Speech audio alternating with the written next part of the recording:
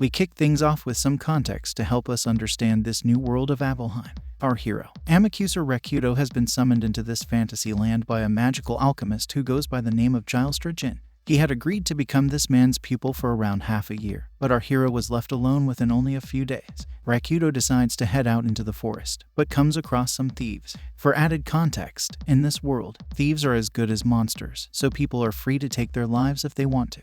Rekudo catches the thieves attacking him, and it looks like he's about to get nasty. However, as the cute girl looks on hopelessly, she is spared by our hero, much to her surprise. The girl tries to justify her methods, but Rekudo doesn't care because she and her group rob innocent people. She has no answer to his statements, so she just looks on as our hero tells her that what she's doing is wrong. The cute girl knows the risks that come with what she's doing, and is even ready to lose her life if she comes across a monster who bests her. She and her group bow down to Rekudo, as if he is their new master because they don't know what to do if they are forgiven for their sins. Our hero doesn't think much of it and hands over a bag of gold and silver to the girls. They are shocked by this gesture, as Rekudo tells them that they can use this money to start a new life and do the right thing.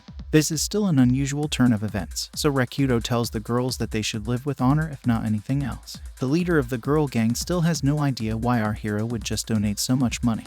That too to the girls who tried to rob him. However, he just says that it was because of his mood, and it surprises her even further. She says her name is Shararu Natsumi and asks for Rekudo's name, but he avoids the question and walks away. Natsumi urges him to reveal his name, so Rekudo finally gives it to her and says it's not a big deal as he rubs her head as well. Natsumi gets really excited upon hearing such kind words, but Rekudo mistakes this to be awkwardness. He feels odd and says sorry for touching her head, but Natsumi says that she owes her life to him. As a matter of fact, she says that she is now Rekudo's slave and he can do whatever he wants to her from head to toe. As expected, this makes our boy nervous because Natsumi is a very cute girl. He tries to brush it off and says that the girls should just try to live an honest life from now on. However, before he can bid the girls farewell, he gets attacked by a swarm of guardian ants. We learn that these monsters are usually at rank D, but when they attack in a swarm, they can go as high as rank C, which is tough for the adventurers of this world. Rekudo gets ready for battle and reassures Natsumi that he is fine. However, she does not want her savior to get ambushed, so she offers to clear a path for him, even though Rekudo doesn't really need her help. Our hero tries to convince Natsumi to worry about her own safety, but she attacks the ant monsters with all her might.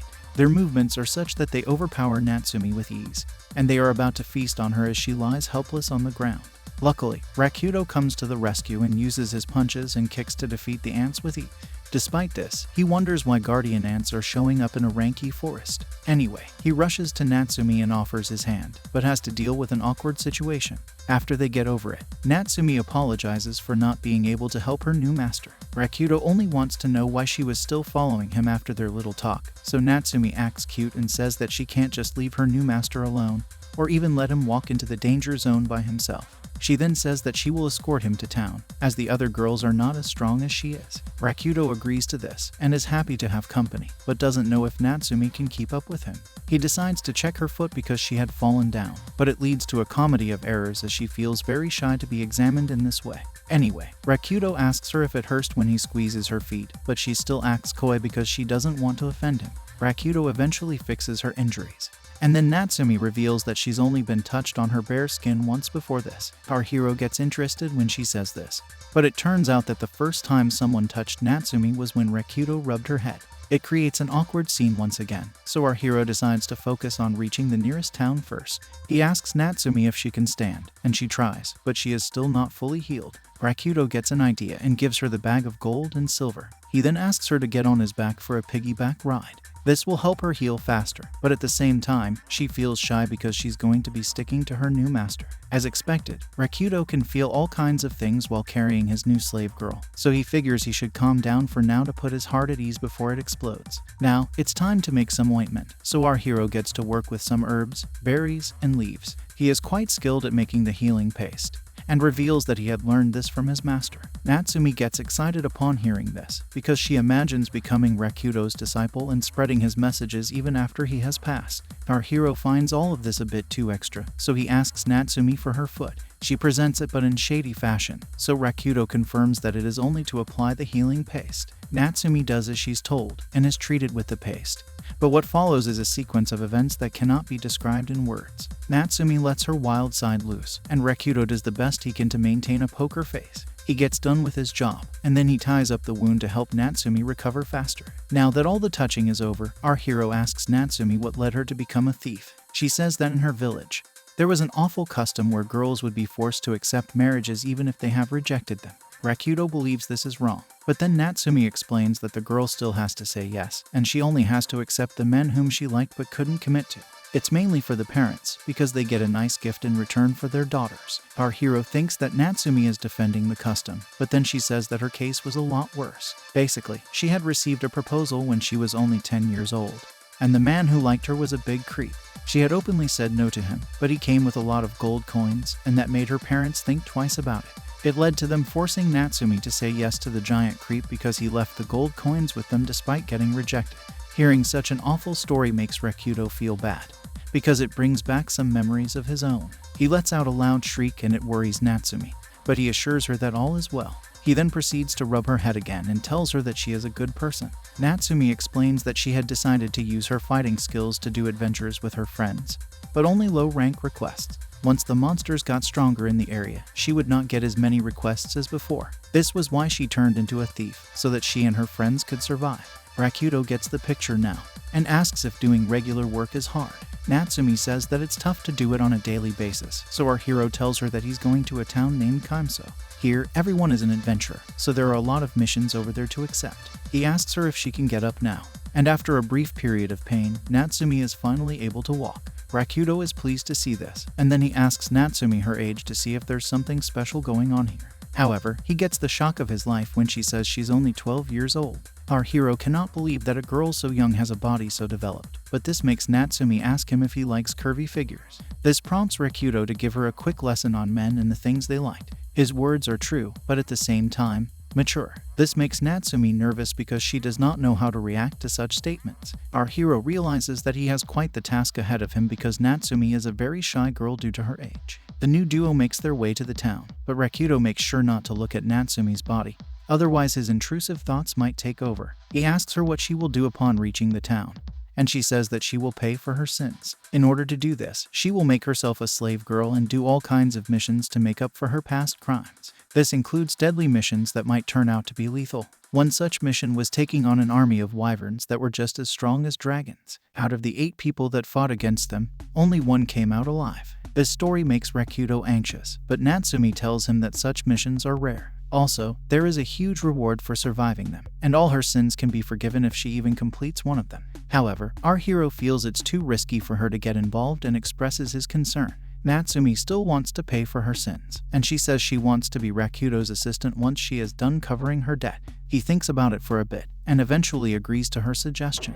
This makes Natsumi very happy, so the duo reaches the town, and then Rakuto goes to the Adventurers Guild while Natsumi begins her atonement. Here, he meets the reception lady named Lumi and asks her to call the guild master. She wants to know what the issue is, so Rakuto shows her the antennae of one of the guardian ants he took down in the forest. After he explains the scene to Lumi, she gets worried because such monsters are not supposed to be found inside E-rank forest. Now that she has the proof, Lumi decides to call the guild master of this town, and it turns out to be a cute kitty girl named Reina Murin. Lumi tells her what Rakuto had said, so Reina allows him to come see her. However, Lumi warns our hero not to make Reina angry because she might just end his life if her mood is like that. Despite his nervous posture, it turns out that Reina is a decent young girl, as she offers him a drink and makes some small talk. It's time to get down to business, so our hero tells her exactly what he saw at the forest. Reina takes this matter seriously and decides to open an investigation into it. She also decides to send out an alert to notify everyone about the new monsters in the forest. Rakuto is fine with this, but he asks her if an adventurer can start out as an F rank. She replies by saying people have also been known to start as D rank or even C rank at times. It's at this moment when Reina's guard Lilith starts talking and belittles Rakuto for having high ambitions. She is a Zwerg Holy Knight, which means that she has a very high rank despite being a woman. Our hero doesn't care about that anyway, because what matters is the amount of mana in the body. Even Reina doubts Rakuto and places a lot of faith in Lilith to be able to humble him for his ambition. With that, Lilith summons the power of God to bless her with the Tempest Dreiger, which is like a flame sword. This sword can cut through a person, but will not take their life, so Lilith can go all out against Rakuto. She charges at our hero with full strength, hoping to defeat him with ease, but that doesn't happen at all. As a matter of fact, she is beaten before she can even figure it out.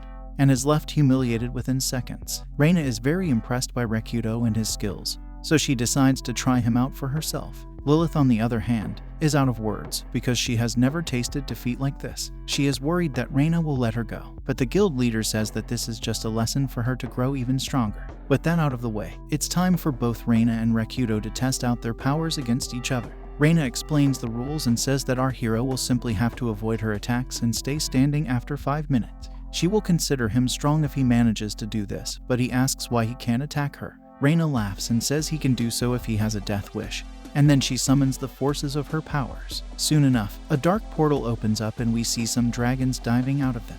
This is Reina's main move, and she says that her dragons can pop up from anywhere. That's exactly what happens with Rekudo as he senses a dragon grabbing his leg from behind.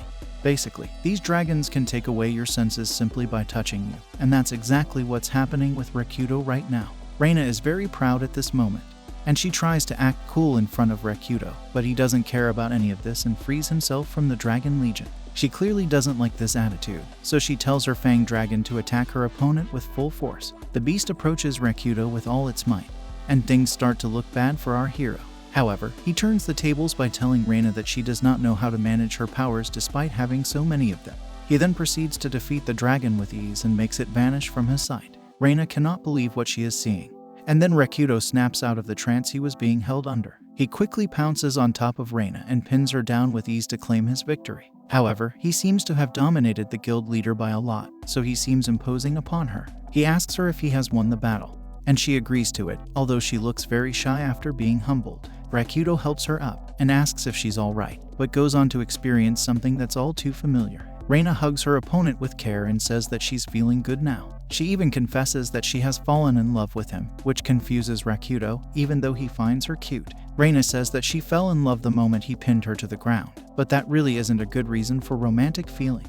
The reason for this is that Reina has a lot of black mana, which makes men fear her. She has never been approached due to this, so when Rekudo came charging at her with all his passion, she immediately fell for him, because after all, she too is a woman.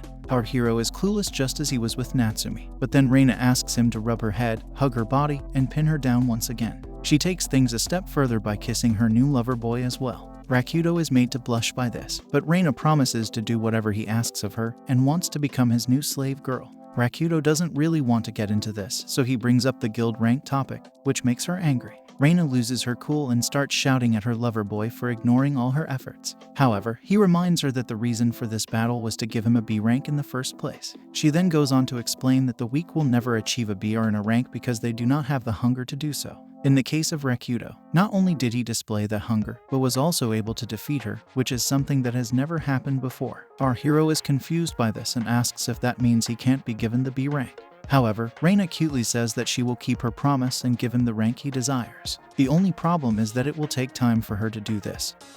So Rekudo has to be happy with an F rank as of now. However, he asks her to remember one thing very carefully, which is that a human was able to defeat the guild master of this town with ease. He also tells her to wait for a response to her love confession. It makes Reina upset because she thinks that Rekudo doesn't like cute girls like her. However, he says that he finds her adorable and definitely likes her. It makes Reina blush and she is delighted to hear this news. Our hero explains that he has already made a promise to Natsumi because she did not have freedom before and wants it now. However, this is not a romantic promise, as the deal was only for her to become his assistant. Reina accepts what Rekudo is saying, but she tells him that he must take her after his deal with Natsumi is done. After all, it's not fair for her to win just because she met Rekudo before Reina. With that, the guild master holds hands with Rekudo and promises to do her best to raise his rank. They separate for now, and weeks pass by, but Reina can't control herself anymore, so she goes to see Rekudo with a new ribbon on her head. He wants to know where she got this from, and even rubs her head. He says that he finds her cute in this, and it makes her blush once again. She is about to talk about why she's really here, but then she gets distracted by a horrid sight. It turns out that Rekudo is living in a house that isn't even completed from the top. As a matter of fact, it's so bad that Reina can't even call it a kennel. Rekudo tries to defend his choices, but the guildmaster will not have any of it, because the house is not even able to keep him safe from rain or the wind. Anyway, there is no point in this chat, so she moves on to the reason for her arrival. It turns out that Reina wanted to see the strong man who had defeated her, and she starts to sing some praises, but our hero quickly gets why she's here. A monster has shown up and it is very hard to defeat unless someone is hired to do it. Since that is an expensive process, Reina decided to go to her lover boy for help. She says that she wanted to meet him all week, but was unable to do so because of her appointments. She goes on a different train of thought and starts talking about some nasty dreams, but Rakuto stops her from getting too excited and asks her to focus on the real reason she is here. Reina comes back to her senses and tells her lover boy that she has some information on the guardian ants. It looks like there are 7 burrows as of now, and there is a queen ant who is controlling all of the other soldier ants. Since they are just like normal ants, Rakuto figures that he can put the whole thing to an end if he just takes out the queen ant. However, Reina doesn't want him to do so because it is a very risky mission. She even looks at our hero with dreamy eyes. But he reminds her that she came here to ask him for that favor in the first place. She says that she doesn't want him to go because of her female hormones. But Rakuto tells her that he must join the mission. This is because a real man would not let a woman stop him from doing what he is supposed to do. Also, he knows that Natsumi will probably be asked to go ahead and fight the ants because she is currently atoning for her sin. He would want her to be free as soon as possible, so he will take on these ants and save the town. It's time to go to the subjugation meeting, so Reina summons her dragon to take her there. Rakuto finds this to be impressive, because riding a dragon is no small feat. This only makes Reina feel shy because it's not that big of a deal, and she's not used to hearing such things being said to her face. Rakuto is to sit behind her, and it leads to an awkward scene between them. Both of them try their best to remain calm, but Reina can't stop thinking about her lover boy behind her. As a matter of fact, she starts to drift away into her fantasy world, so Rakuto has to ask her to snap back to reality. However, Reina's heart starts to beat fast, so she ends up fainting out of love by the time she and Rakuto reach the meeting point. Our hero enters the room and spots a lot of species that are seated for discussion. One of the members asks him who he is, but Rakuto gives a cold stare and asks them for their name first. It happens to be a girl named Cecilia Ferguson, who is known as the Iron Crushing Axe and the 20th strongest rank. She keeps talking about her family being noble and wealthy, while also praising her own skills to no end. Our hero simply replies by stating his F rank, but that makes Cecilia upset because she is much higher than him in rank. She is not happy with his attitude, but then Reina tells her to calm down because Rakuto was able to beat her easily, and she is the 10th most powerful rank. Cecilia is shocked to hear this and asks Reina if she has lost her powers, but she says that is not the case. With Cecilia calm now, Reina proceeds to talk about the enemy. It looks like there are around 8,000 to 10,000 enemy ants, so a plan needs to be followed. She takes out a draft that was used in a similar situation 8 years ago. The plan is quite detailed and will require 3 squads in total, with the elite squad being used to defeat the Queen Ant. It's time to choose the members of this squad, but Cecilia says that the draft plan being used from 8 years ago had a lot of damage dealt to the squads, which means the plan might not be as good as it sounds. Reina is open to any new suggestions, so Cecilia says that one person should disguise themselves as an ant and then create an explosion from inside. The only problem with this is that the person playing the role of the bomber will have to give away their life. Cecilia is fine with this and suggests using a prisoner for the plan, but Reina is against it because that would go against the rules. Cecilia is still fixated on this plan because she would rather have the prisoners pass away than guild members. She even confesses that she was the leader of the battle against the wyverns where she was the only survivor. She had made prisoners come with her and gave them slow-acting poison so that they could end the wyverns even if they got eaten up. Cecilia clearly has no remorse or soul because the prisoners who had survived the battle ended up passing away because the antidote could not be given to them in time. This is why Reina is against her ways and continues to say no to whatever she is suggesting. However, Cecilia brings up the fact that Reina is a criminal's daughter, which is why she is still siding with them. It turns out that Reina's father had committed sins for selfish reasons, and she had to suffer for them in the form of experiment. She lost her left eye because of this, and was eventually forgiven when the scientists got their results. The chat between her and Cecilia keeps going on, but our hero has had enough of this, so he asks them to shut up. Cecilia does not like his tone, especially since he is a commoner, but Rakuto tells her that his family also comes from nobility and she should not challenge him. The bratty princess simply calls him a cockroach and demands a duel. Our hero tells her that they should be fighting ant monsters, not people, and even calls her a fool for wasting time. Rakuto doesn't see the difference between fighting an ant and fighting Cecilia, so he continues to mock her, but then someone else joins the conversation. It's a succubus girl by the name of Orly, who is the 6th most powerful rank. She happens to be the strongest in the room, and asks him to accept Cecilia's challenge. This is basically for him to show his strength to everyone over here, even though Orly can sense that he is not a normal man. As a matter of fact, his mana knows no end, so it would be good if he could give a glimpse of his skills. Cecilia is confident that she will make him beg for mercy, so she summons her sword and charges at Rakuto.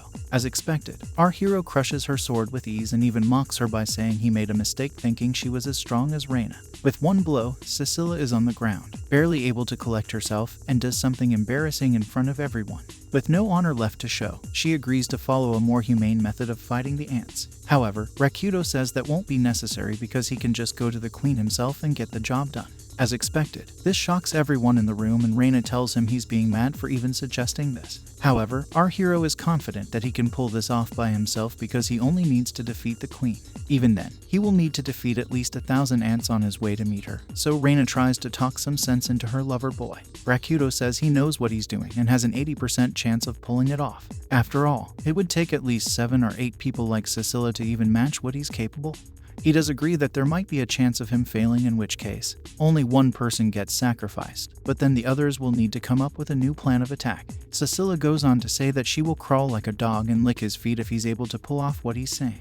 However, Rakuto ignores her and talks to Orly instead. She thinks his power has blinded him, but he says that they're just from different worlds. The argument carries on for a while, but Rakuto eventually has his way, and he gets Reina to do as he says. For starters, he wants to take Natsumi on the mission with him, because if everything works out, he can free her from her duties. Reina instantly agrees to his terms and gives him the authority to act on his own during this mission. Our hero begins his work by studying the ants and their ecology for 3 days. Then, he is finally reunited with Natsumi, who is happy to see him. Reina doesn't feel the same way, because she views Natsumi as a competitor for Rakuto's love. Along with Natsumi is another prisoner named Mia, because it is unusual to loan prisoners to individuals. Due to this, Reina got these 2 girls loaned to the guild and has transferred them to Rakuto. Our hero shows his appreciation by rubbing her head again, and it makes her blush like a cherry. Reina does admit that she doesn't like being made to bring her own rival to her lover, but she is helpless against Rakuto's affection. After all, she doesn't want people to think that she is a lewd woman who can be pleased easily. However, Rakuto calls her cute once again and she decides to leave before bursting into emotions once again. She tells her lover boy not to do anything silly with Natsumi, and then she leaves on her dragon. Our hero can finally greet Natsumi properly, but she pounces on him out of pure joy. He tries to calm her down because there is someone else in attendance as well. This is Mia, who had decided to follow Natsumi into the life of atoning for her sins because she is her leader. The other members of the girl gang are busy with their own lives, so Rakuto cuts the small talk and gets down to business. He has taken down an army of guardian ants, and he wants the girls to spread their scent all over his clothes. Natsumi and Mia don't seem to understand his intentions and call him a hentai man for even thinking about such an idea. He tries to convince the girls that he has planned everything carefully and this is not some kind of twisted fantasy. Natsumi even tries to act like an ant to make him excited, but our hero explains that the surface of these ants is coated with some kind of wax which emits a pheromone.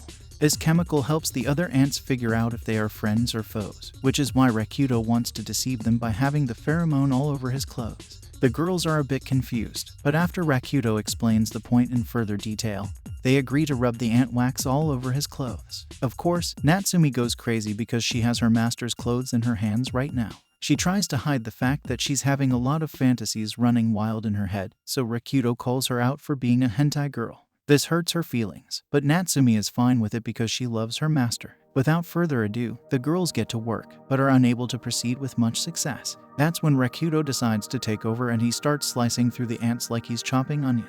The girls are amazed to see his skills, so he says that sometimes, a knife can only be used properly when the right amount of dexterity is at play. Mia figures that Rakuto is an overpowered boss man, and he does not need anyone to assist him. However, Natsumi says that she will do whatever she can to help her master, even if she isn't able to do much for him. Later, Rakuto and Natsumi head to a different building and leave Mia behind to watch over the house. Here, they find a bunny girl named Ramana who works here. She is carrying a lot of boxes, so Rakuto helps her out, but Natsumi becomes jealous. In a bid to explain who she is, our hero gently taps Ramana's head, but she gets excited and asks him not to do that. Rakuto is here to sell ant abdomens, so he releases all of them through his magic bracelet. Ramana does agree to buy them, but she states a lower price than what our hero would have expected. He brings it up, and Ramana panics because she knows she's made a mistake. Either way, Rakuto is fine with the price she has stated, and is willing to sell the ant parts for that amount. Ramana gets embarrassed and feels like Rakuto is always going easy on her. He says it's fine because he wants a favor from her, which is to be introduced to a blacksmith, preferably a skilled one. It's an urgent need, so Ramana doesn't know what to do. But then a woman named Ramina shows up. She says that Rakuto can take Ramana with him because she knows the way to a blacksmith. All of this is fine, but the problem is that Ramina is not wearing any clothes. The other girls panic and cover Rakuto's eyes so that he doesn't get to peek at Ramina's body. As our hero is made to look away from the scene, Ramana asks Ramina why she is roaming around in public like this. She doesn't seem to have any problems with this, so Ramana tells her to be watchful since Rakuto is a man. However, she wants him to see her in this state because she wants to become his wife in the future. This is a bit much because she has only just met him, but she states that she can sense his power and morals. Ramina starts to act cute around him, and he starts to get nervous when she says she'll show off her body as many times as she wants. Our hero asks her to wear some clothes and then takes Ramina with him as he runs away from the shop. Natsumi has seen all of this and starts to feel jealous, so she holds onto her master's arm to feel better. She confesses that Rakuto is a very popular man, and she would love to simply be his assistant, even though it is very clear that she is madly in love with him. Natsumi decides that she is going to work hard and make Rakuto like her, which even Ramana agrees to as both the girls hold onto our hero's arms for comfort. On the other hand, the only things Rakuto can think about are the wonders of the female body. The trio finally makes it to a blacksmith, and after a bride session, Rakuto gets a fine sword crafted for him. With everything set as per his plan, our hero decides to get some rest, so he heads to his bed for a nice nap. However, he sees his entire harem of admirers waiting for him, looking cute. He thinks he's just seeing things at first, but Reina confirms that the girls are indeed sitting in front of him. He doesn't get why there are so many women to greet him when he has a huge fight the next day. Reina gives him a quick kiss and explains that she wants his seed because he doesn't know if he is going to come back. Rakuto remains clueless as she says she wants him to do the nasty with her. She even hugs him to confirm that she wants this. But it's not just her who has this in mind.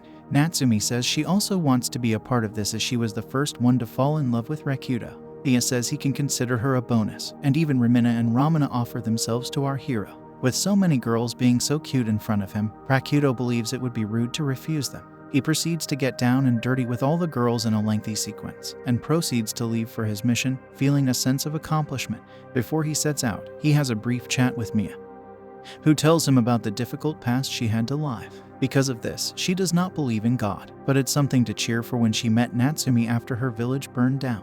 They became friends after Natsumi had shared her food and water with Mia, and then they became bandits. The girls knew what they were doing, and Mia never thought that it was a bad thing. Of course, all of this changed when they met Rakuto. Our hero is still not able to understand what Mia is trying to say, because she talks about how the previous night was her way of thanking him for showing the girl gang his kindness. Mia proceeds to give him a kiss and says that she enjoyed the experience, even if it was shared with many other girls. The fact is that she has fallen in love with Rakuto for good. This is why she wants him to come back alive, as she won't be able to carry on without him. It's an emotional moment, but Reina is in the background listening to the whole thing. She realizes that being with many women might feel good, but what happens after may not always be a pleasant thing. He even goes on to say that she doesn't matter what position she comes in, as long as Natsumi is first and Reina is second.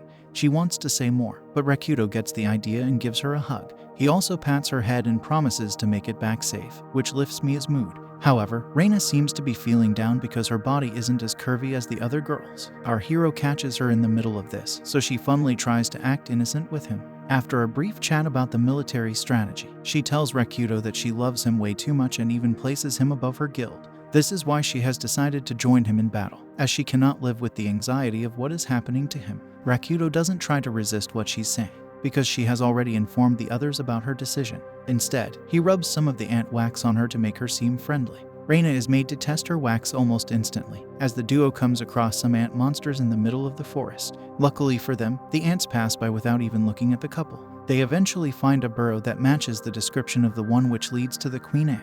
Both Rakuto and Reina enter this burrow, hoping to find the source of all this chaos and end it for good. A thrilling sequence follows, as our heroes manage to sneak past the ants without even alerting them. However, their mission hits a minor roadblock when they come across a diversion with 3 different paths. It's a tricky scene, but Reina gets to work and starts sniffing for clues. Rakuto finds her tactics cute, but she can only sense normal ants in all 3 passages. As per the previous reports, the queen is said to be living in the burrow which slides downwards. After careful thinking, the couple decides to take the left passage because it seems to be the most likely path towards the queen ant. Rakuto thanks Reina for her inputs, but she tries to hide her excitement by saying such things are expected from guild leaders. After a brief search, the couple comes across a giant hole that leads to a narrow path. Rakuto isn't sure if they should follow this route, but Reina spots a shining light at the end of the hole. This means that the queen ant could be down there, so Rakuto figures he should carry Reina and jump into the hole. She is a little shy to be carried by her lover boy, but our hero does it regardless, and she starts blushing. The couple has a smooth drop because Rakuto uses his sword to hang on to the edges as they fall towards their target. After this, they find themselves in a strange room, but Reina has to calm herself down first. There are lots of doors in front of them, so Reina has to check for traps first. She doesn't seem to sense any kind of shady scent ahead of them, but she isn't too sure about it either. With that, Rakuto decides to take the risk and starts opening the doors. First up, he finds a lot of fruits behind one door. These fruits don't seem to be poisonous, and are actually tasty too, as Reina takes a bite out of them. However, the couple soon realizes that they're in a rather deadly space. Out of nowhere, they come across a chimera, which is basically a lion with wings. Rakuto doesn't know how powerful such a beast is, so Reina explains that it's on par with a phantom. This means that the chimera is an extremely deadly monster, and its laser beam can reach as high as 4,000 degrees. On top of that, it's also known to have ended the lives of over 3,000 mercenaries with just a single blow. The chimera charges up for a laser blast, so Reina asks for 3 minutes to distract the beast. She is sure that she can end it if her lover boy distracts the monster for long enough, but that isn't even needed. Our hero simply charges at the chimera and takes it down with his sword technique Cherry Blossom Slash. Reina is stunned and at a loss for words, because she can't understand what just happened. She scolds Rakuto for being reckless, but he's actually disappointed because the monster was beaten with just a single whack. Rakuto isn't even harmed, so there's no cause for concern. Despite this, Reina maintains that he is the strongest person she has ever come across, and his power level is simply insane. Our hero looks at the hole in the wall that he just created and decides to carry on with the search. It doesn't go as he would have liked, because he and Reina come across more chimeras. Rakuto takes down 3 of them at the same time, but an even larger army shows up. Our hero manages to defeat quite a few of them while Reina charges herself, but he starts to struggle after a certain point. Luckily, Reina manages to unleash her Fang Dragon just in time to destroy all the remaining beasts. However, she falls down because she has used up too much mana to get the job done. Rakuto tends to her, and learns that she was experimented on as early as the age of 4. The side effect to her powers is that she is not able to move after using a lethal attack like the Fang Dragon. They wait for a bit till Reina regains her strength, and then they move forward. Our hero is worried about Reina for being too reckless with her powers, but she seems fine with what she's doing. They pass through some other routes, and also consider the chances of finding soldier ants next to the queen. Soon enough, Reina picks up on a scent that is not the same as a normal ant. Sensing an opportunity, Rakuto and Reina take this route, but they come across something odd. There seems to be a human over here, and she is a slave of the queen ant. This is a rather shocking discovery, but even the human slave doesn't quite understand what's going on till Rakuto questions her. She panics and brings out her giant sword to attack the couple, but our hero takes her down with ease. She falls to the ground and is defeated, but then Rakuto looks up and finds an entire harem of human slaves who are serving the ant queen. He doesn't know what to do, because he would prefer not to fight these cute girls. However, it's at this time when he hears another voice talking to him. It's none other than the ant queen herself, and she orders her slaves to bring the intruders towards her. She actually tries to strike a deal with Reina and Rakuto because she finds them to be useful. Basically, the ant queen attacks other beings and turns them into her own for the purpose of evolution. This is why she has chimeras and humans guarding her nest. Rakuto doesn't look impressed and asks her what happens to those who are not useful. The answer he gets is not a pleasant one, so he decides to go against the ant queen. Her words have no effect on him, even as she tries to mock his morals and ethics. As a matter of fact, Rakuto draws his sword and asks her if they can make this a duel. The ant queen accepts it, but Reina thinks it's a bad idea. She wants to help her lover boy, but he says that he's got this. Even then, Reina takes out a little knife and asks him if she can join him in the afterlife if he fails against the ant queen. There's no time for drama, so our hero says yes to her and begins his face-off. It's a tense scene as both the fighters square off against each other. Rakuto makes the first move by using his sword and calling upon the Dance of Death move, Sky Slash. However, this move has no effect on the ant queen and she gives it back to our hero with even more brute force. She feels like she has won the battle after landing a clean blow, but to her shock and amazement, nothing happens to Rakuto. The ant queen does not understand what's going on, so he tells her that he's at least 3 times stronger than an elite human being.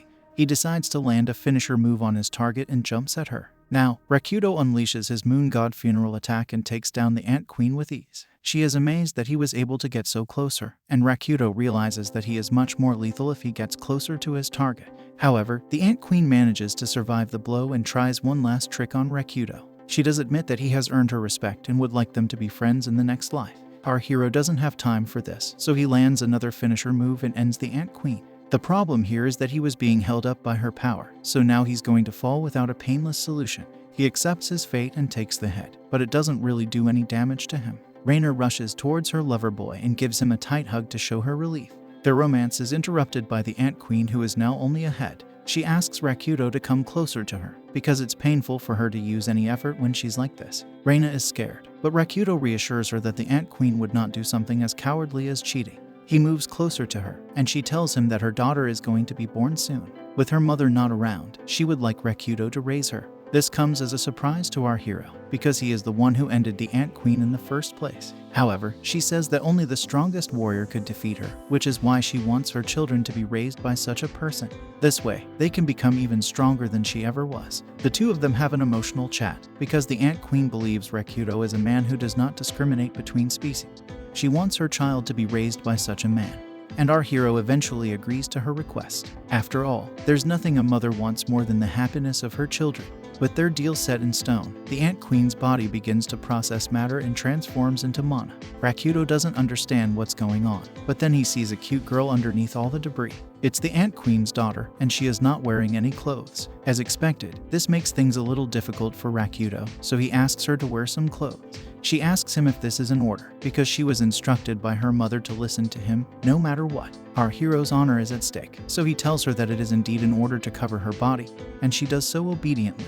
Reina takes a look at the child and asks for context, so Rakuto explains what the Ant Queen had told him. Reina doesn't know if this is a good idea, but Rakuto does, so he decides to go home now. On their way out, our heroes encounter all the cute human slaves who were working for the Ant Queen. They do not have any leader now, so they make Rakuto their king. It's a sudden development, but the ant girls are ready to do anything for their king, so he decides to give them clear instruction. They are not to attack humans or anyone else, and if anything were to happen, then they should send someone to Reina with a message. Now that all of this is clear, Rakuto looks at the Ant Queen's daughter and gently pats her on her head, which she obviously likes. Of course, Reina doesn't like this one bit, because the competition just got wider. Anyway, the three of them head back to town, and Rakuto asks if he can go visit the other girls. Reina says that they must first go to the guild and present a detailed report, but Rakuto says that he should at least show Natsumi that he is alive and well. Reina can't argue with her lover boy, so she says it's okay for them to take a short break. As he makes his victorious return, our hero is given a tight hug by Natsumi. He is pleased to meet his harem girls again, and it takes up a lot of his time. Reina sees this, so she offers to give the guild report by herself. She leaves the scene, and then Rakuto falls asleep with the Ant Queen's daughter by his side. He wakes up to the smell of delicious food, as Natsumi has prepared a meal for him while he was asleep. Actually, all the harem girls had a hand in making this meal, so they watch nervously as Natsumi gives the playboy his first bite. Luckily, Rakuto thinks the food is tasty, so the girls rejoice. They start taking credit for the roles and tasks they had taken up, and Rakuto has a good time with them. The attention shifts to the ant girl, and Rakuto offers her food, but she isn't able to eat. He wonders what could be wrong, but then he realizes that baby ants are unable to eat by themselves in the start. With no other option, he takes a bite of the food and then transfers it to the ant girl's mouth via a kiss. As expected, this makes her blush, and the other girls become increasingly jealous of the special treatment. They also want to be given food this way, so they make their lover boy do the same thing to each and every one of them. In the middle of this hilarious sequence, Reina drops by and demands to be given the same treatment. She forgives her lover boy for these sneaky kisses, but she has also come with an envelope. It contains the agenda for the post-subjugation meeting, and Rakuto is certain that the guild will have an issue with him taking care of the Ant Queen's child. However, things go much simpler than expected, and it is only Reina who takes extra caution. After the formalities are done with, we learn that Natsumi and Mia are freed from their sins and everyone has a happy ending. This can be taken in the literal sense as well, because Rakuto gives some heaven on earth to Reina for her help during his mission. After he's done with her, our hero decides to enjoy himself with the other girls from his harem. After getting done with his playful activities, our hero Rakuto goes to feed his new ant girl Ria her food. She is shown to be getting better and can eat with a spoon now, so Rakuto doesn't have to worry about transferring the food through kisses. Then, he moves on to feed Reina, who also wants to be fed by her lover boy. However, he has to put her on his lap, and it makes her feel a little shy. She asks why she needs to be seated like this, and our hero simply says that she's short, so it's easier if she's in his lap. Mia and Natsumi also want this special treatment, so they convince Rekudo to do the same with them. They open their mouths for a nice treat, but Rimina walks in at that very moment. She thinks that our hero is letting his intrusive thoughts take over early in the morning, but he simply asks her if she needs something. She says that there is a problem with a coffee shop which is being run by one of her friends. Basically, a new store has been built close to it, which means she's losing customers. Rekudo wants to act on this as soon as possible, but Rimina thinks that he's being too impulsive.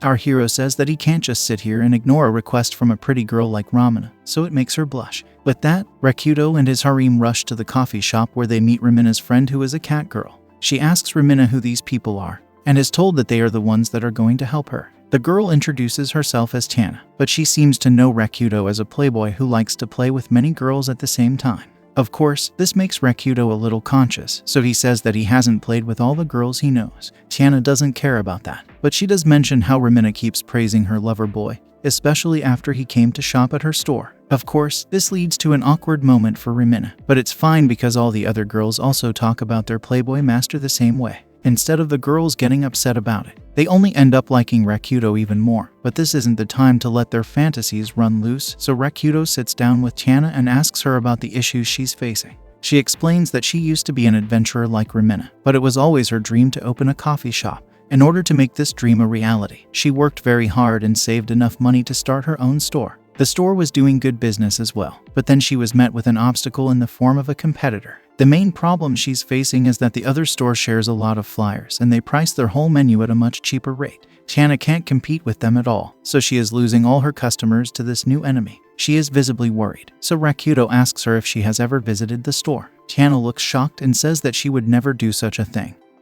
But our hero tells her that she needs to study her competition if she wants to learn from them. After all, it's not like pricing could be the only problem for her, and there might be other plans that the opposition store is using. Tana feels upset about this, but she knows that Rekudo is making sense, so she agrees to go to the store and see what they're doing. With that, Rekudo, Tana, and the harem girls head to the opposition store and take a table. The place definitely looks like it's doing a lot of business, and then the waitress arrives with the menu. Our hero takes one look at it and is shocked to see that the prices are half of what Tana is offering. He looks at the waitress in disbelief and asks her how the coffee shop is able to offer such prices. She simply says that it's a promotional price to commemorate the opening of the coffee shop. But even then, there's a limit to the amount of discounts that you can give. Upon asking the duration of the offer, Rekudo is only told that no decision has been made on that yet. Something doesn't seem right. So our hero asks Reina if it is legal to sell such cheap products in this country. She says that the seller is free to choose the prices they sell their items at, so it makes Rekudo a little concerned. The girls ask their lover boy why he's feeling so low all of a sudden, and he replies by saying it's a criminal sin to sell goods at such low prices. However, his words catch the attention of another cat girl and she shows up to say that Rekudo should not call her a criminal. She doesn't find anything wrong with what the coffee shop is doing, and she says that the promotion can go on for as long as she likes because no decision has been made on the duration as of now. Of course, the main idea here is to sell products so cheaply that the other stores run out of business and close down. Just like how Tana is facing problems with her own coffee shop, once there is no one else left to compete. The new store can choose to sell its products at whatever price it would prefer. Reina is upset to hear such an evil plan. And then we learn that this cat girl is Camille Felix. She is supposed to be very famous because she had created a special cuisine using her creative seasoning when she was just 6 years old. This earned her the nickname Emperor of Seasoning, and she has made a lot of money through her cuisine. Camille goes on to thank Tana for making her store such a success, but this confuses everyone. Camille explains that for a store to work, she needed to find a place where people would already gather in numbers, and that happened to be Tana's coffee shop. This was the main reason why she chose to open her store right next to hers. Camille switches to her villain mode and says that she enjoys seeing the face of a beaten loser coming to her store to admit defeat. Tana is visibly in tears after hearing this, but Rekudo is not going to lose focus so easily. He decides to place an order for the food, which makes the other girls confused. However, our hero knows that he needs to find out what's so special about the food here, because he can choose a counter method accordingly. After taking a bite of the first dish, he instantly identifies the secret ingredient to be mayonnaise, which surprises Camille because not many people know about it in this world. Tana also takes a bite of the food, and sadly admits that she can't match the taste of Camille's meals. This makes the evil cat girl even happier as she has now seen the face of a loser. This might feel like entertainment to her, but Rakuto continues to taste the food, and the next item is ramen, which Camille likes to call her special pasta soup. After tasting the ramen, our hero realizes that it is actually miso ramen. This is almost as if a person from Japan came to this world and used their knowledge to make these dishes a huge success. Rakuto asks Reina if Camille was indeed 6 years old when she invented her dishes, and she says that it's what she has heard from other people. Our hero gives it some thought and suspects that Camille is also a human from Earth who has been reincarnated into the body of a cat girl, but with all her memories still in place. It's the only logical explanation for now, but the only thing Camille wants to see right now is Tana admitting defeat after tasting her dishes. Her words are a bit too cold, so it makes Rakuto upset as he slams the table with rage. Camille tries to act tough and says that nothing will change even if Rakuto were to hit her. She even calls him a loser, but then something odd happens. Camille falls to the ground and starts acting weird by exposing herself to Rakuto. Our hero has no wish to see her body, but it looks like Camille isn't in control of her actions either. Rakuto wonders what could be causing this scene, and then he notices Ria looking at Camille with indifference. Rakuto figures that Ria's mom had special powers, so it makes sense for her to also have the same skills. This means that Ria can read our hero's heart and can act as per what he feels. The funny thing, though, is that most of what Rakuto is thinking has to do with his harem and their unspeakable acts. Ria and Rakuto have a telepathic chat for a bit, but it looks like Ria also wants to be violated like the other girls of our hero's harem. Before he can think about it, Rakuto is scolded by Camille because she is sure that he was the one who made her expose herself to him. Of course, Rakuto tries to show that he has no idea about it, but Camille continues to accuse him. Either way, it's not like our hero cares much about Camille's body, so she asks him to leave her shop. Rakuto agrees to leave with his girls, but Ria plays one more prank on Camille on their way out. Our hero starts to laugh in front of his girls, so they ask what's so funny. Rakuto brushes aside the topic and instead tells them that everything is going to be fine for Tana. He has figured that Camille's dishes rely heavily on the seasoning, and since he's from Japan, he knows about the ingredients she's using. The boost for him is that he is a summoned human, so he can use chaos magic to take the lead over the evil cat girl. Of course, it would be better if he had someone to assist him with this, especially someone from the shop, because he can then learn about the shop's true intentions. At this very moment, Cecilia shows up once again, but Rakuto mocks her by saying her name incorrectly. She tries to remind everyone that she holds a high rank, but Rakuto is only interested in knowing if she visits Camille's shop. It turns out that Cecilia loves mayonnaise, so she visits the place quite often. This is perfect for Rakuto, so he takes the spoilt brat to the side and asks her to taste some dishes. She just needs to give her honest opinions on them, but she wants to know why she should help Rakuto. Our hero tries to say that they are friends, but then Cecilia says that she has to thank him for defeating the Ant Queen. After all, she did not trust his methods and was against his whole plan, but Rakuto had proven her wrong and saved the people of this kingdom. Cecilia says that she wants to offer her services to Rakuto as a means of saying sorry, and our hero believes that she's doing the right thing. However, he reminds her that she had made a promise to crawl around like a dog and lick his feet if he ended up destroying the ant nest. Cecilia doesn't want to fulfill her promise, so she tries to act as if she doesn't remember saying it. Rakuto doesn't let her off that easy and mocks her nobility in the process. Anyway, this is not the focus of Rakuto's mission, so he brings out the dishes for the girls to try. Everyone takes a bite of the first sample, and while most of the girls love the taste, Cecilia seems to have a problem with it. She does admit that the taste is amazing, but after eating the food at Camille's place, this one tastes like garbage to her. This makes Rakuto smack her in the head because there's a limit to giving honest opinions.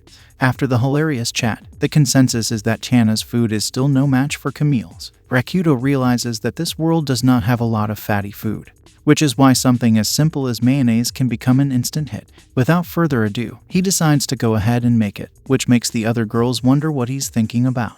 However, Rakuto names all the ingredients needed to make the sauce, and even goes on to create a bowl of mayonnaise in front of the girls. There is no doubt that he has made the exact same thing that Camille uses in her food, so he asks Tana to use it in her own dish. She is pleased to see this, but she also has other intentions in mind. Tana liked seeing Rakuto cook for her, so she gets close to him and asks if he can do it again for her. Of course, the other girls notice this and call her out for being shady, but she manages to reason with them, and even Rakuto thinks it's fine. Mia tells Tana that she will also have to do lewd things with Rakuto, which makes her a little uneasy. However, all the other harem girls say that it's a lot of fun, and it only makes sense if you want to do it. Tana blushes and says that she was not thinking about doing anything like that. and she just wanted to cook together with Rakuto in the kitchen. Our hero calms her down by rubbing her head and calls her cute. With this new motivation, Chana gets to work and makes a dish using the mayonnaise. She presents it to everyone to try, and Cecilia takes a bite as well. This time, the dish is amazing and tastes brilliant, but Cecilia seems to enjoy it a bit too much, as can be seen in the way she's imagining the noodles around her. Ria can read her mind, so she takes a mental screenshot and sends it to Rakuto via telepathy. Our hero is shocked to see how nasty Cecilia's thoughts are, but it's fine as long as she's enjoying the meal. Cecilia finally speaks and says that the dish is violently delicious, almost as if she is being entangled in tentacles. Our hero makes a funny face as she has just described what she was having a fantasy about in her head. The important thing, though, is that the dish is good enough to compete against Camille. The other girls try the food and they feel the same way, but the only problem now is the pricing. Camille's shop is way too cheap for Chana to match, but Rakuto says that he has another idea. The girls are eager to know what he has in mind, and our hero reveals that Chana can start a Maid Cafe, just like how it is in Japan. The girls have never heard of this concept before, so they don't know if it will work, but Rakuto is sure that it will be a huge success. He explains that the girls will have to serve the customers while being dressed as maids, and they can offer games and services too. None of the harem girls have any clue of Rakuto's plan, and even he admits that he won't be able to explain the beauty of the concept to them. Anyway, the girls decide to give it a shot, and Natsumi decides to be the first one to learn. In order to show them the ways of a maid, Rakuto decides to dress up as one, and the girls find him much cuter than before. Natsumi is overjoyed to see her lover boy like this, and then they start to roleplay with each other. Rakuto asks her what she would like to eat, but Natsumi is fine with anything. Our hero decides to give her a heart omelet and starts acting cute with his words. This makes Natsumi go crazy with love, and the girls start to understand why their playboy lover suggested this idea. Reina, on the other hand, is shocked to see the curvy change in Rakuto's body, as she doesn't know he's using pads that he had made with magic. She wonders if she can also get a curvy body by eating this food, and Rakuto plays along for the heck of it. Cecilia just watches in the background as Rakuto tends to all of his harem girls and makes them all fall more in love with him. She gets jealous and scolds the player for ignoring her, so he asks if she would also like to be treated. She tries to act cool, but eventually loses her patience after seeing all the girls having so much fun with Rakuto. Cecilia has had enough, so she calls Rakuto a fool and leaves the place. Our hero has the option to follow her, but he chooses not to do so because he already has so many pretty girls in front of him. Cecilia actually storms back into the shop and asks Rakuto why he isn't chasing after her, and he calmly says that he knew she was going to do this. Our hero changes back into his true form, and Reina is upset that his curvy figure was just a scam. Luckily, all the girls have now realized how important a maid dress is to boost sales. As they discuss how to go about the Maid Cafe, Rakuto thinks out loud by saying maids are good, but the dresses can be changed to look more pleasing to the eye. He does not realize that the harem girls can hear him, so he's in for a shock when they call him out for being shady. Our hero does not back away, and instead he says that having intrusive thoughts is fine. Of course, Cecilia thinks he's being creepy and tries to rally the girls against him, but Natsumi says that she's already given her body to Rakuto for unspeakable acts. The other girls also admit that they enjoy doing naughty things with their lover boy, and it shocks Cecilia. She thinks that everyone has become shady thanks to Rakuto, but our hero ignores her words and says that he wants to dress her up as a maid too. Cecilia is hesitant at first, but then she asks what kind of outfit she needs to wear. Rakuto tells her that she should wear a slave maid collar, and she gets upset upon hearing it. Our hero explains that the slave maid is the highest maid level that can be achieved, because everyone loves to be served by them. Cecilia still finds the whole thing to be senseless, so Rakuto tries one last resort. He says that only Cecilia can fulfill this role because she is a noble and people love to scold noble. The whole idea of her nobility coming to play is what makes Cecilia agree to the role of slave maid. With Cecilia's role set, it's up to the other girls to decide what they're going to wear. Reina is a little shy to try on the maid costume, but then Natsumi decides to spice things up for everyone. She says that everyone should try to dress as nicely as possible, and whoever manages to excite Rakuto the most will get to spend an entire day with him for unspeakable acts. All the girls are now motivated to work as maids, and even Cecilia has the option to be released from her promise if she plays her role well. However, Reina is still a little shy because she is not as curvy as the other girls. She feels that she will just look like a skeleton in comparison to the others, but the harem girls are surprised to see her thinking this way. Rakuto tries to cheer her up by saying she has skin, but it only makes Reina feel worse about her body. Our hero realizes that he has messed up, but then he manages to win Reina over by saying he really wants to see her in a maid outfit. She agrees to dress as a maid to please her lover boy, and Rakuto controls himself to avoid saying anything hurtful again. As the girls dress up in their maid costumes, Rakuto is given a bracelet that Reina goes on to explain. She says that it can emit all kinds of energy depending on the pulse of the person wearing it.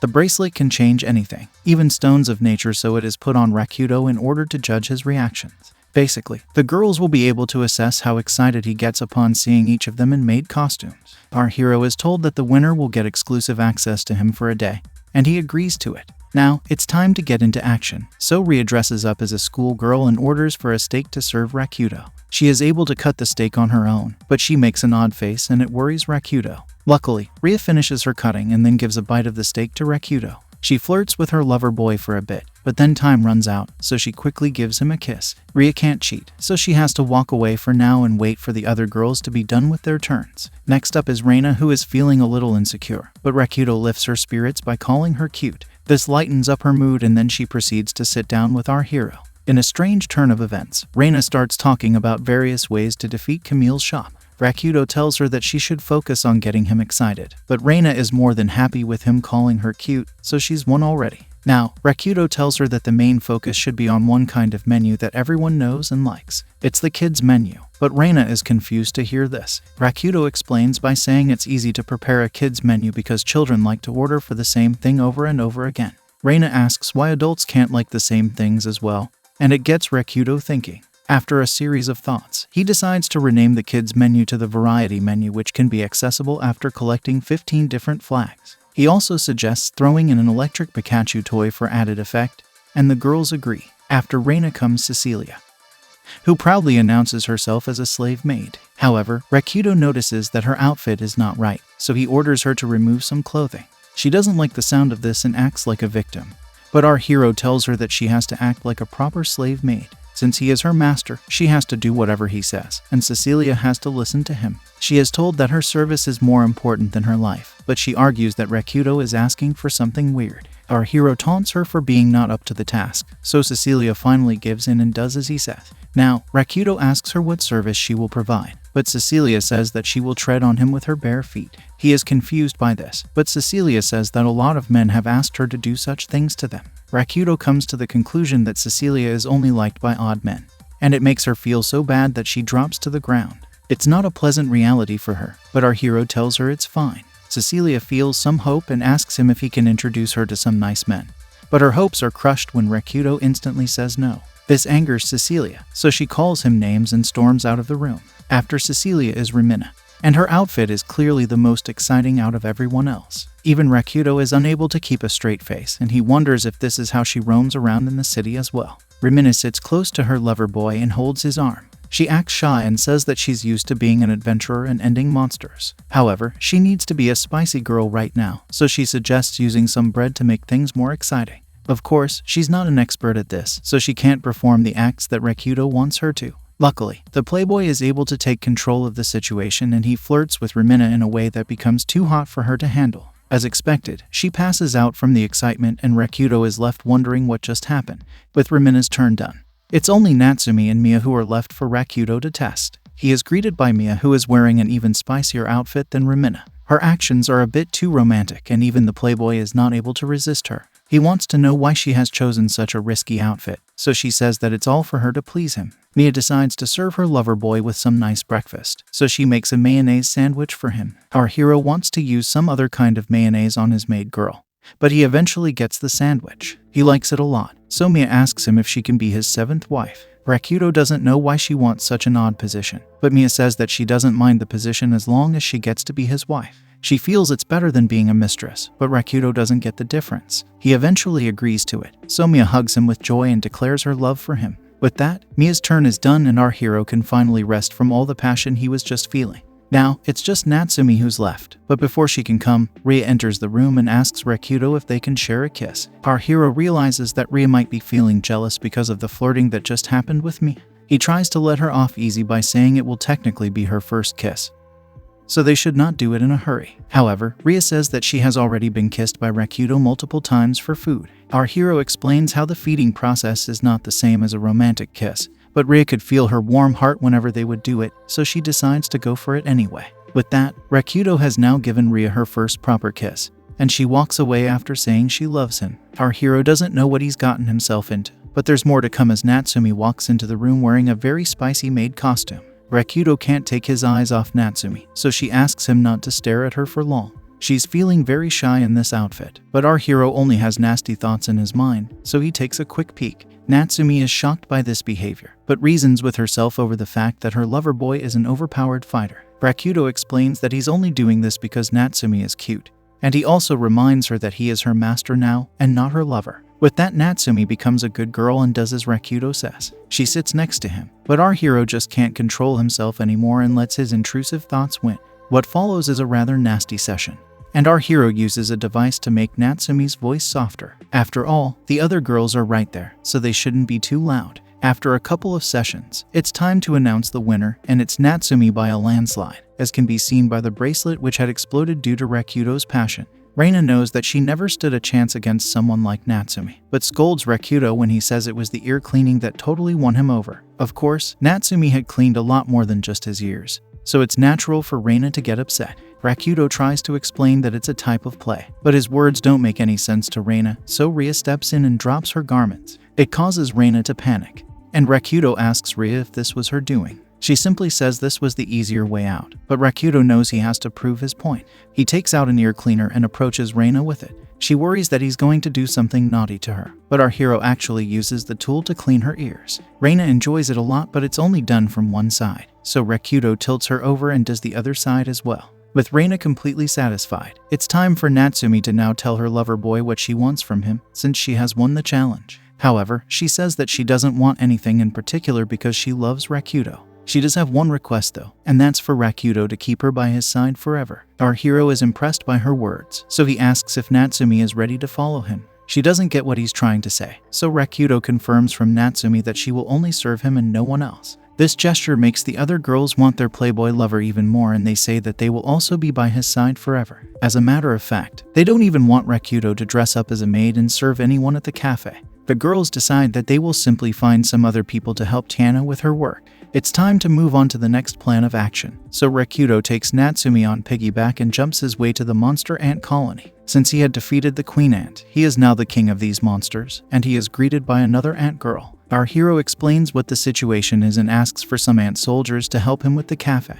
The ant girl thinks for a bit and states that she can offer some of her best people for the job. Rakuto maintains that he just wants people with basic skills and common sense because he's not interested in causing any problems. The ant girl takes note and calls out another ant girl by mentioning Ria's name. Suddenly, the girl appears and she seems to be very eager to meet Ria. Rakuto doesn't know what's going on, so the ant girl explains that this new person is called Saruka. She was created to be Ria's main bodyguard, and she is programmed to be loyal to the king of the ants. This way, our hero can rest assured that Saruka will get the job done and not be a hassle to him. We also learn that the reason why Saruka hasn't been able to see Ria till now is because the ant soldiers can't leave the forest unless the king allows them to do so. This means that Rakuto will need to give Saruka permission to leave the forest if he wants to use her abilities for the Maid Cafe. He thinks about it for a bit and asks Natsumi for her advice. She says that she would feel horrible if she was not allowed to see her lover boy and even starts crying just from thinking about it. Rakuto tries to calm her down, but the mere thought of losing her master makes Natsumi burst into tears, although in hilarious fashion.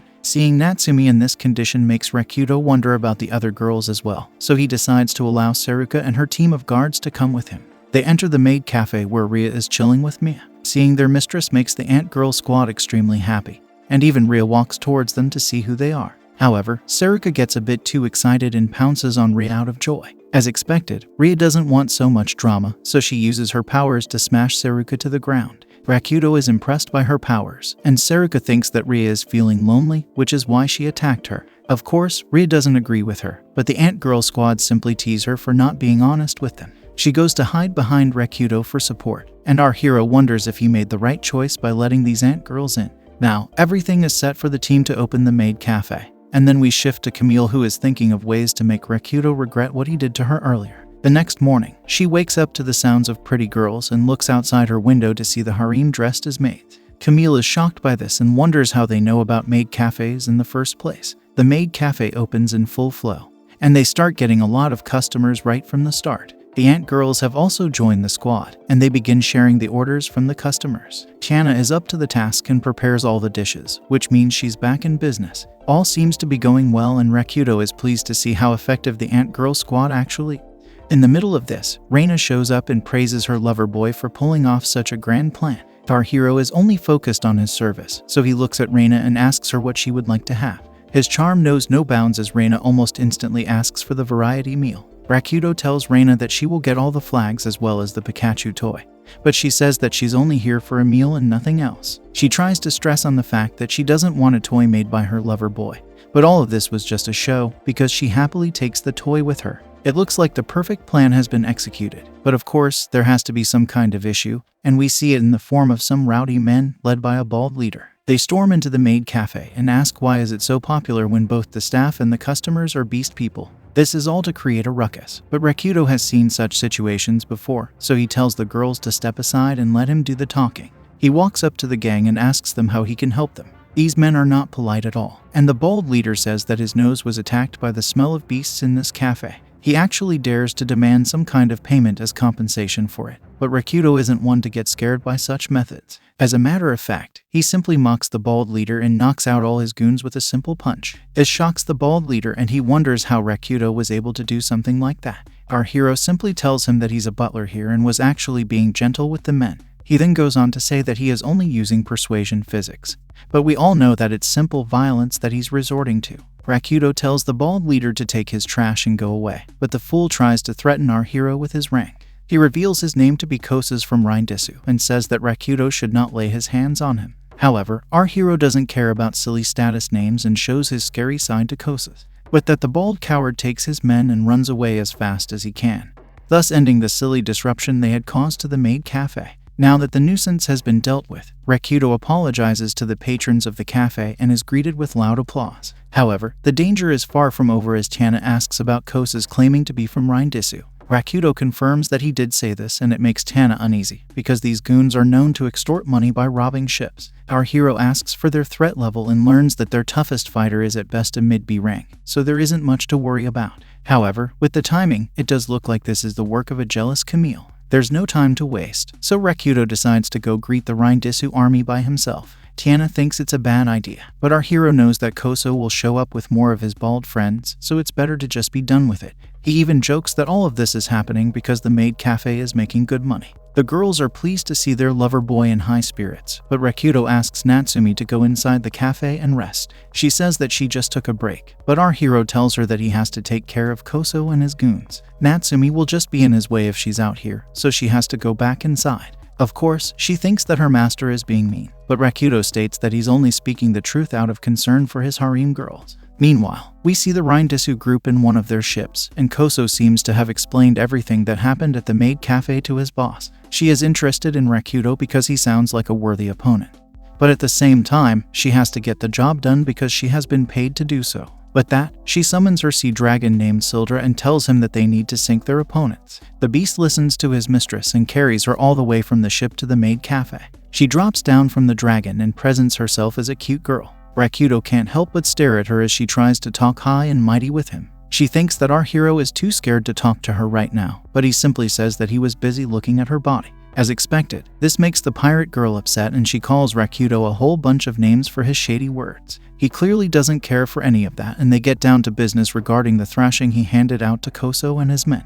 The pirate girl tries to mock Rakuto by asking if he's going to cry, and openly says that he can't challenge the wind and the rain. Our hero only wants to get to the point, so the pirate girl summons a mercurial ray storm to begin her attack. The pirate girl believes that she has the upper hand due to the attack and asks Rakuto if he's ready to surrender now. Of course, she has no idea who she's dealing with, and our hero gives her a brief taste of his powers by punching her through the tornado with ease. This is more than enough to knock out the pirate girl, and she surrenders almost instantly after such a quick defeat, realizing that she shouldn't be messing around. The pirate girl bows down to Rakuto and begs him to forgive her. She promises not to do something like this ever again, but Rakuto continues to mock her. Especially after all the brave words she was saying earlier, the pirate girl clearly regrets her actions. So our hero asks her who had given the order to attack the Maid Cafe. The pirate girl can't give the name of her client due to credit issues, but this proves to Rakuto that it was indeed someone else who wanted to attack Tiana's store. The pirate girl realizes that she messed up, so she tries to cover up for it, but Rakuto asks how he should punish her.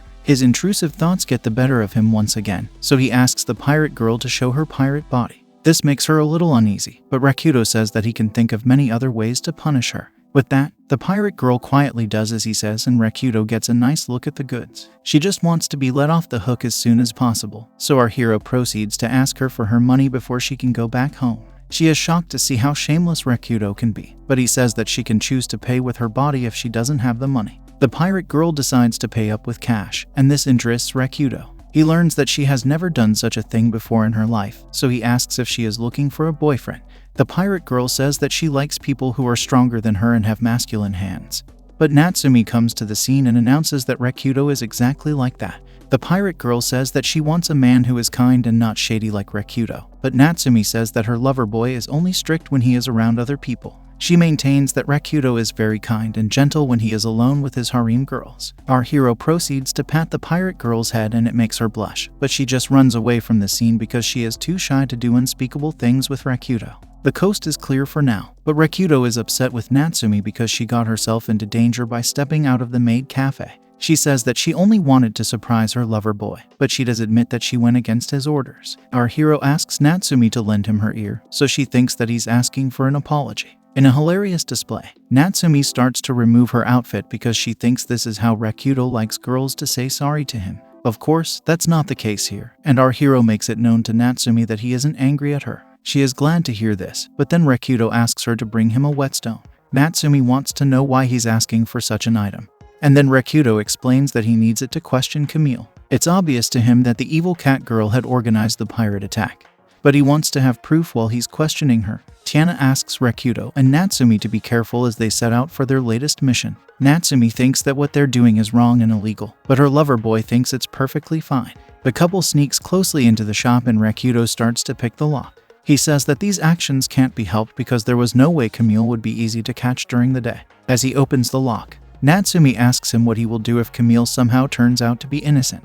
He simply says that he will pull out another dojo like last time, and it makes Natsumi anxious. However, our hero maintains that you need to sort things out by talking in person because that is the way of the world.